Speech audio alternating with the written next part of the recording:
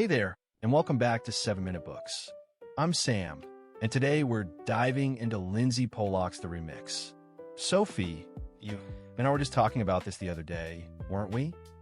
We were, because it's such a timely book. I mean, Pollak's central argument is that the traditional career ladder is gone, replaced by something more like a jungle gym. And honestly, that image alone is worth the price of admission. Right? I think a lot of us feel that. We're told to climb, but the rungs are missing.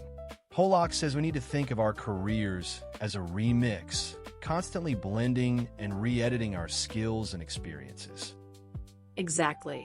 And she grounds this in the fact that we now have up to 5 generations working side by side for the first time in history. That's a lot of different styles and expectations colliding. And she's really good at busting stereotypes. Like, she points out that millennials aren't lazy or entitled. They just grew up with different economic realities that value purpose and flexibility. And boomers aren't tech illiterate. They have deep institutional knowledge and a strong work ethic. The problem isn't the people, it's that we're all judging each other by our own standards. So the remix is about appreciating the unique track each generation brings. I love that metaphor, by the way. It's like we're all DJs at the same party, and we need to learn to blend our sounds. And she takes it personal with the career remix strategy.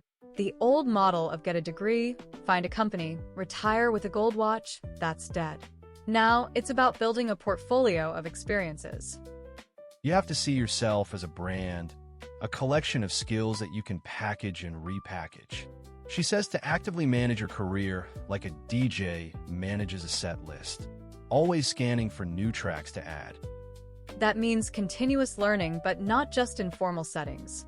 Side projects, stretch assignments, even hobbies all count. The most secure career is one where you can pivot and adapt as the market changes. And that's scary for a lot of people, especially those of us who are taught to value stability. But Pollak makes a good point that this new reality is actually liberating if we embrace it. She also gets into the nitty-gritty of intergenerational communication.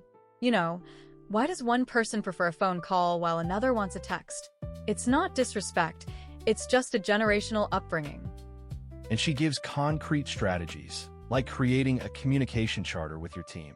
Everyone agrees on the best methods for different situations, so there's less guesswork and resentment. That's so practical. It's not about forcing everyone to use the same instrument. It's about creating a symphony where different instruments harmonize. And that leads to her take on leadership. Right? Authority is no longer about tenure and title. It's about influence and expertise. She talks about reverse mentoring, where younger employees teach senior leaders about tech and trends. And that's not about undermining authority. It's about enriching it. The best leaders are curators of talent, not commanders. They create environments where everyone feels empowered to contribute. For younger workers, she says to manage up by focusing on results and building trust. And for older leaders, she challenges them to let go of being the smartest person in the room and become facilitators.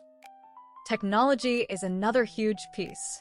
Pollak doesn't just say adopt every new tool. She looks at how tech has blurred the lines between work and life, and the pressure to be constantly available.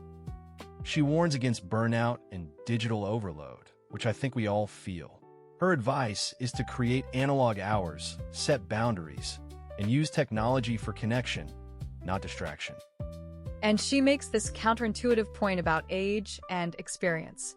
In a culture that worships youth, she says wisdom is undervalued. Older workers have pattern recognition. They've seen cycles before.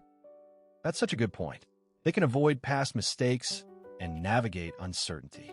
She tells older pros to stop hiding their age and embrace being the stabilizers that let younger talent flourish. Then she applies the remix to job hunting. She says the traditional resume is backward-looking. Instead, focus on the problems you can solve and build a career portfolio with LinkedIn, a personal site, and projects.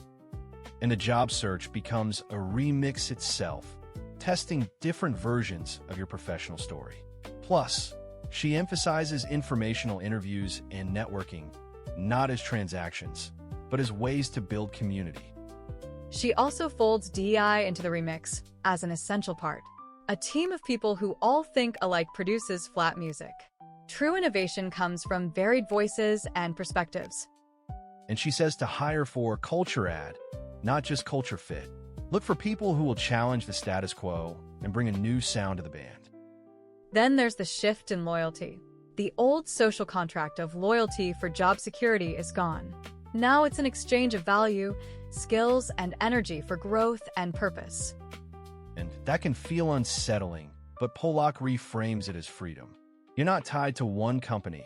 You're a free agent, always delivering value and building your network. The conclusion is a call to action. For individuals, take ownership of your career. Be a lifelong learner and see every challenge as a chance to remix. For organizations, create a culture that fosters collaboration and learning. Companies that cling to the old linear model will find themselves playing a song nobody wants to dance to. The future belongs to those who embrace the chaos and the creative potential of the remix. And that's the real takeaway for me. There's no simple formula, but Pollak gives us a mindset and practical tools. Our careers are not a finished song. They're a dynamic mix, always evolving. The most successful professionals will be the ones who listen to the other instruments in the room and find their own rhythm to create something greater than the sum of its parts.